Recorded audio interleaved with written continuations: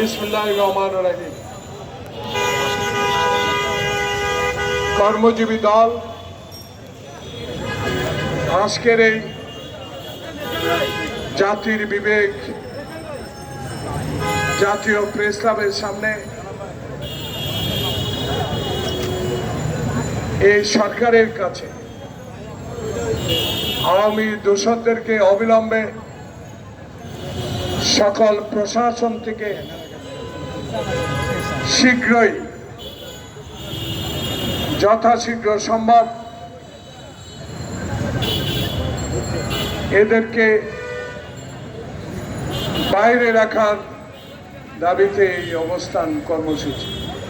আমার সহযোদ্ধাবৃন্দ যারা এখানে সমবেত হয়েছেন, এক একজন বাংলাদেশ জাতীয়তাবাদী শক্তিকে বিগত দিনে বিগত সময় বাংলাদেশের প্রত্যন্ত অঞ্চলে সকল নির্যাতন সহ্য করে, সকল মামলা হামলা সহ্য করে বাংলাদেশের রাজনৈতিক আকাশে বিগত 5ই আগস্ট যে মহাবিপ্লব ঘটিয়েছে, শহীদ প্রেসিডেন্ট জিয়াউর রহমানের গড়া দল বাংলাদেশ জাতীয়তাবাদী দলের আদর্শ সৈনিকেরা আমার বাম পাশে বসে আছেন। সবাইকে কর্মজীবী দলের পক্ষ থেকে সুন্দর বক্তব্য উপস্থাপন করার জন্য অনেক অনেক ধন্যবাদ। কারণ প্রচন্ড গরম, হয়তো দু একজন অনেক ভালো বক্তা ছিলেন, তারা অনেক কিছু বলতে পারতেন, কিন্তু সময়ের বিষয় আছে।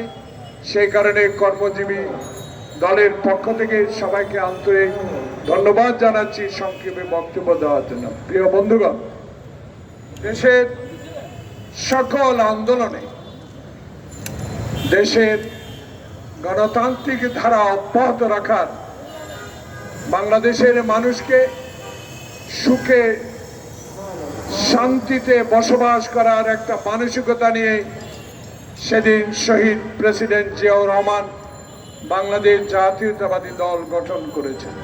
তখন আমরা যারা বাম পাশে তারা অনেকেরই ছোট্ট, অনেকেরই জন্ম হয়নি।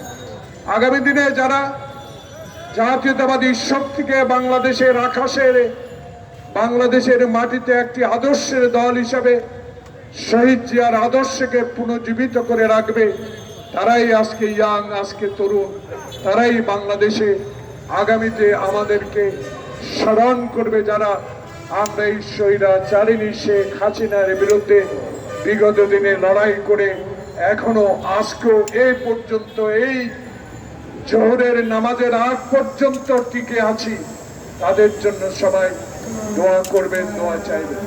প্রিয় বন্ধুগণ, শেখ হাসিনা একটি কথা বলেছে, এই কথাটা বাংলার বুকে যিনি উজ্জ্বল নক্ষত্র তৈরি করে পৃথিবীর বুকে আমাদেরকে আরেকবার পরিচিত করে দিয়েছেন, ডক্টর মোহাম্মদ ইউনূস।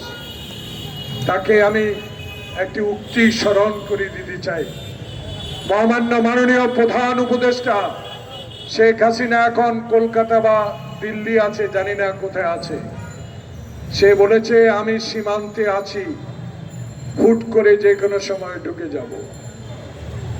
জনাব পৃথিবীর ইতিহাসে সুনামধন্য ব্যক্তি ডক্টর ইউনূস, আপনাকে এই কথাও সে বলেছে, পদ্মার সেতু থেকে আপনাকে টুস করে ফেলে দিয়ে যাতে না মরে সেই ব্যবস্থা করা হবে।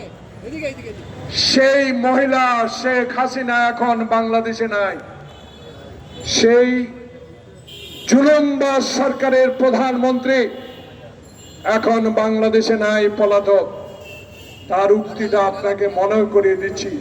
তার সহচরেরা, তার অনুগতরা এখনো বাংলাদেশে আপনার সরকারকে অস্থিতিশীল করার মানসিকতা নিয়ে কাজ করছে। তাই আজকে এই কর্মজীবী দলের দাবি আপনার কাছে, বাংলাদেশের মানুষ আপনার কাছে চায়, যারা খোকনকে নির্দেশ দিয়ে গুলি করেছে, যারা মুগ্ধকে গুলি করে হত্যা করেছে, তারা তো আজও বাংলাদেশের সব আনাসে কানাসে এখনো প্রশাসনে বসে আছে ঘাপটি মেরে। প্রিয় বন্ধু,